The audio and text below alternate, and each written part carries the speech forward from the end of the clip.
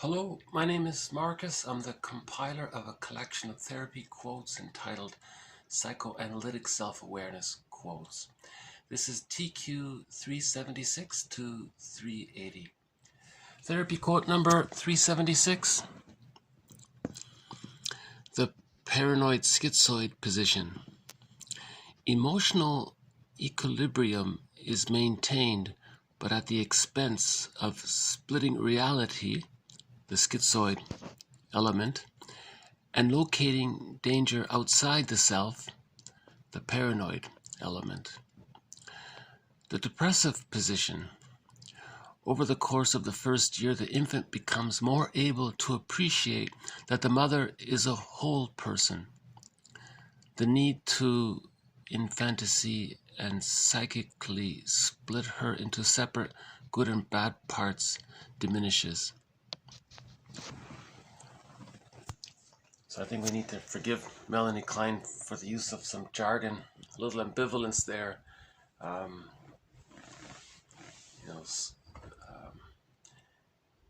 So this jargon needs a little explaining, I think. It's most jargon in psychoanalysis or the psychoanalytic perspective or the psychodynamic perspective of psychotherapy.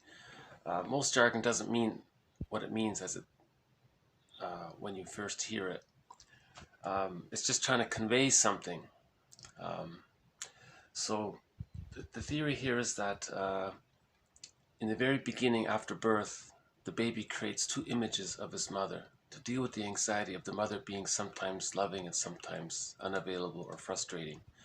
So the baby, because of the baby's size and how dependent the baby is in relation to, from the baby's point of view, what seems like to the baby, we imagine someone who's so grand, big, and powerful, right? So in fairy tales, this would be like a giant or something. So how does the baby deal with the anxiety of needing the giant's love, but sometimes the giant's not available? It's too anxiety-provoking to try to imagine this situation. So the theory is the baby just creates two images. Okay, there's the good, loving mother, and then there's the rejecting mother. But the rejecting mother, the child's going to deny, reject, disavow, disown, ignore, repress, split off, disassociate, whatever. He's not going to be aware of it. He's just aware of the positive side because he needs to bond to the mother. So the child psychically, in his fantasy, creates two images of his mother. One that he needs, the positive feelings to bond with the mother, and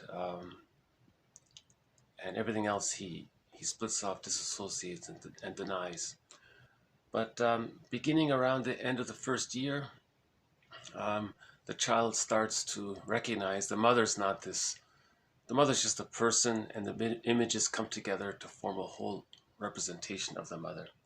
To appreciate the mother, to appreciate that the mother is a whole person. So the jargon here, it's a little unfortunate, I suppose, but prior to whole object relations, in the very beginning with that split situation, so he's saying because that split situation is schizoidal-like, it's just so unreal, like it's just so schizoidal, right? Like it's like schizophrenic, so she's calling this a schizoidal element of the splitting of the defense mechanism of splitting has that schizoidal element, that there's such a disconnect. Schizoid means like very detached, removed, disconnect, right? So there's a real disconnect between the two images of the mother, the good mother, the bad mother, or the loving mother, or the frustrating mother. There's a real disconnect there. There's a real detachment there of the two images. They're separate, in other words. They're very separate. So the defense mechanism is called splitting to represent that kind of separateness or schizoidal aspect of it. It's just trying to catch the jargon is just trying to capture the nuance of this. That's all it's meant to do.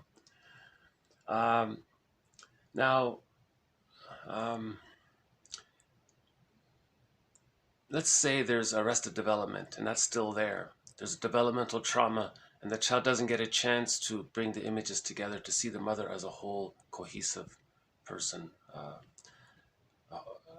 to appreciate the mother, to appreciate that the mother is a whole person. Let's say there's arrested development, and psychically, in the child's unconscious, there's still these two images there in developmental trauma.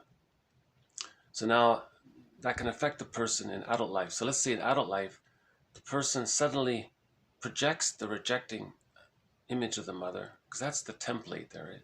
So now the person projects the image of the rejecting mother onto some non-threatening substitute other.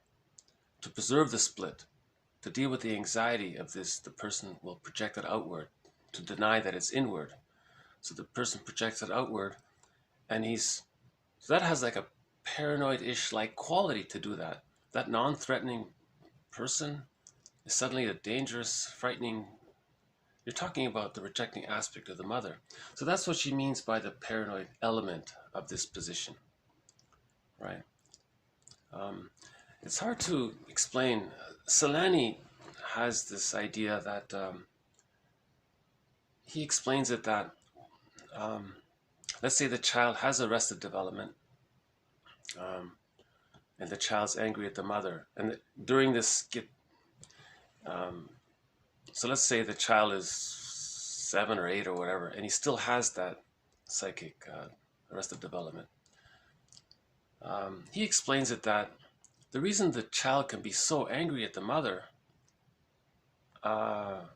is because in the child's mind, the mother's a different person. It's not the good mother.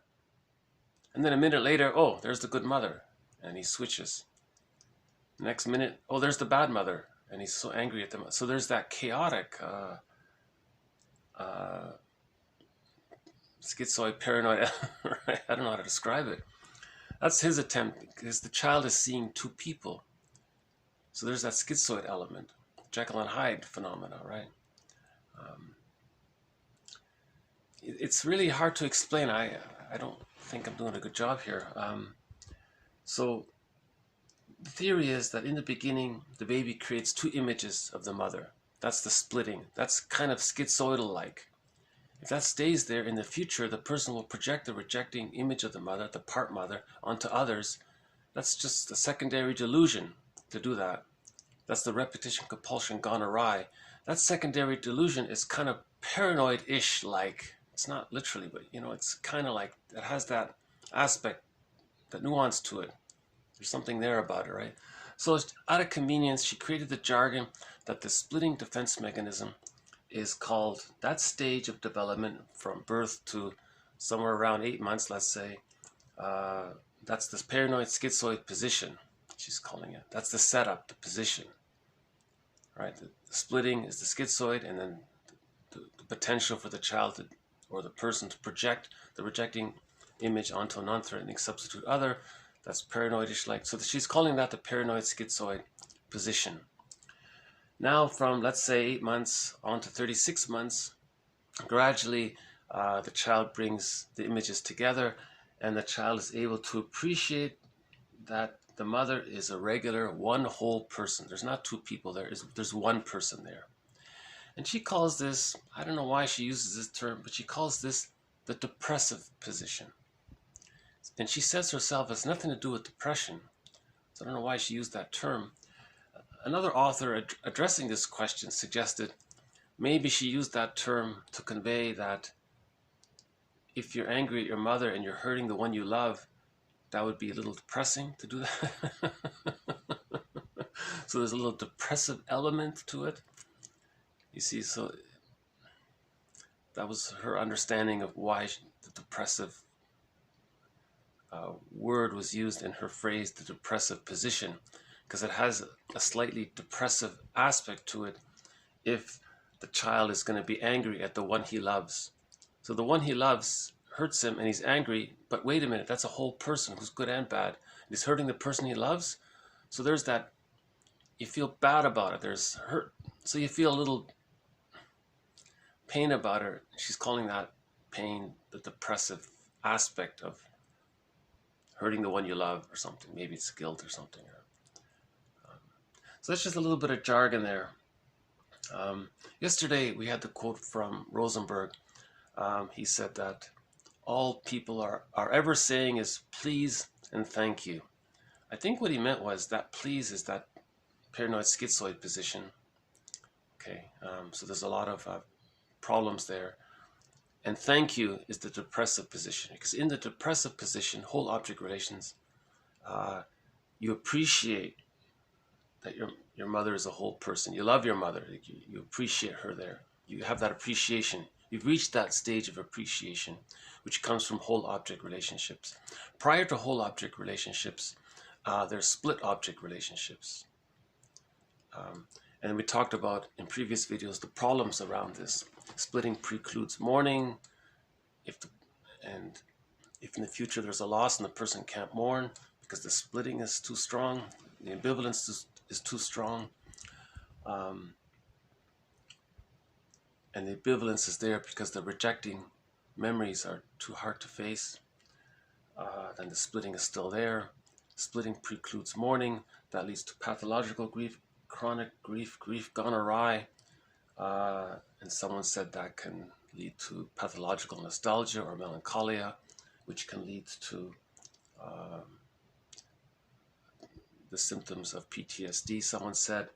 And another person said it led to him becoming a curmudgeon.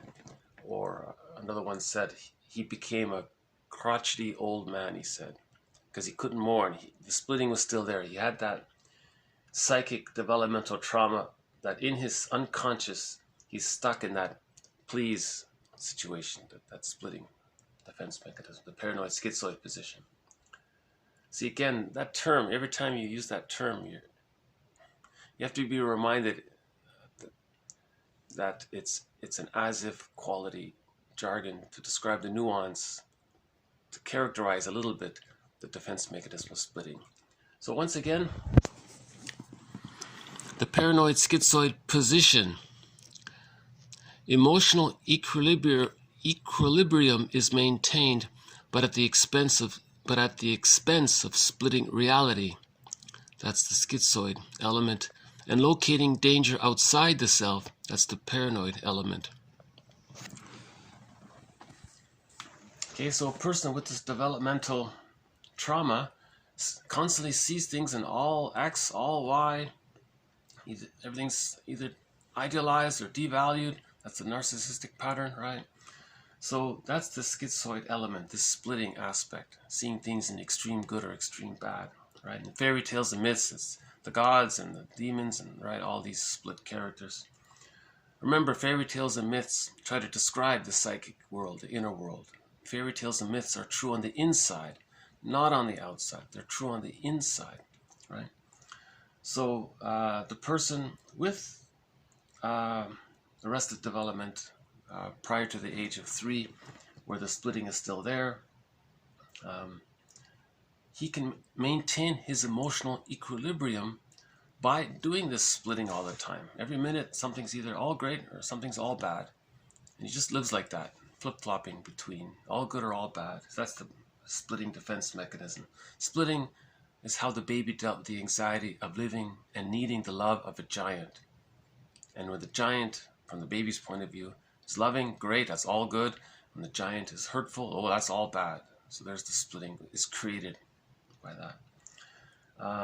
Now later on, if that's still there, to maintain the split, the person may project the rejecting image of the mother outwardly to externalize it. And that's the paranoid-ish like element of this defense mechanism. To maintain the split, he may project the rejecting image outwardly, right? He may externalize it, they call it. He may even provoke the other person to demonstrate elements of the rejecting mother. Finds any little excuse or just imagine any reason, it doesn't matter. The purpose is to maintain the split, all right? So that's the paranoid element. You're suddenly paranoid over nothing, but what you're doing is you need to maintain the split, to maintain the emotional equilibrium of the splitting defense mechanism, right? Because the ambivalence to face the reality of the mother being, or the giant being rejecting, is too painful, so the splitting is there. In healthy development, the splits come together, and that's called the depressive position, or whole object relations. Whole object relations. The infant becomes more able to appreciate that the mother is a whole person. and the need to psychically have this splitting situation diminishes, right? And that leads to the psychological birth and the capacities of the real self, right? Where you cathect, where your life force is cathected to yourself. Now remember, we just said that splitting precludes mourning, TQ 377. Her mourning, and therefore cathecting her self-image rather than the object, had diminished her fears of engulfment and abandonment and allowed her to take a chance on a real intimate relationship. So splitting precludes mourning, splitting precludes whole object relationships, splitting precludes real intimate relationships, close relationships, right? Because in the splitting setup, the person is only engaged or is only capable of transference love. You're projecting the all good onto the other or the all bad onto the other, and you're replaying your childhood scene with the other person. So you're caught in that drama. These relationships tend to be quite dysfunctional, hostile. One person called it a conflict habituated relationship. Another one called it the hostile dependent relationship. It can lead eventually to emotional divorce, right? So that's like this transference love. You're like the title of that play, I love you, you're perfect, now change. So the person projected the ideal good mother onto the other person. Okay, good, I love you, you're perfect, now change. Don't do what mother did. Don't be the bad person. Heal the splits. But that's, you see, you're caught in the repetition compulsion gone awry. No one can travel back in a time machine to undo what was done. But the repetition compulsion going awry, that's the positive intention to master the trauma. So in this case, in 377, she healed the splits. She was able to bring up the memories, to feel the full impact of the rejecting memories. And then she was able to decathect from the rejecting image of the mother, because it's gone.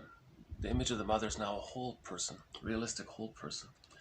And with that, the person can cathect to themselves, right? So they're not caught in this battle with the mother. They're now emotionally free. They're with themselves. And from that place, a person can engage in real intimate relationships. Right. Okay, let's move on. 378. I suggested that she needed a narcissistic man in order to be able to replay the relationship with the mother and the father. So if the splitting doesn't heal to form whole object relations, if the splitting is still there, she's going to repeat the trauma. So she's going to choose a narcissistic man to replay the relationship with the narcissistic mother or the father. You see, so that's the repetition compulsion gone awry. Right? Just to be aware, Burglar says neurotics are only capable of transference love, not genuine love. Right. Analysis, 379. Analysis can be termed a systemic study of self-deception and its motivations. Again, psychoanalysis or psychotherapy from a psychoanalytic or psychodynamic point of view, analysis can be termed a systemic study of self-deception and its motivations. That's a great little compact quote right there. The study, the systemic study, the continuous, regular study of self-deception and its motivations, its positive intentions, the wishes you're trying to get, right? And the self, Burglar says psychoanalysis is constantly challenging people's rationalizations. Rationalizations are self-deceptions. So you're constantly questioning their self-deceptions. So here he says, analysis can be termed a systemic study. So you're continuously looking for patterns, you're looking for defense mechanisms of self-deception. So that's the defense mechanisms, that's the rationalizations. and its motivations. Why are the rationalizations there? So remember in an earlier quote, the one referencing Paul Gray, the person was expressing himself, and then within a millisecond he launched into a rationalization. He was talking about his feelings, and within a millisecond he was rationalizing. So to notice that little change, right? So we study the defense mechanisms. So I think is it Valiant? Is that his name? He said he categorized defense mechanisms into immature infantile defense mechanisms like splitting, projective identification, externalization, acting out, magical thinking, undoing, narcissism. Those are all the infantile, immature defense mechanisms, which should be existential by the age of 3 at the psychological birth, right? And then you had more mid-range defense mechanisms, and then you had more mature defense mechanisms. So healthy people can deal with anxiety through sublimations and through positive magic gestures, maybe, or helping others. Altruism is considered a kind of a healthy defense mechanism to deal with anxiety. Okay, one more. 380.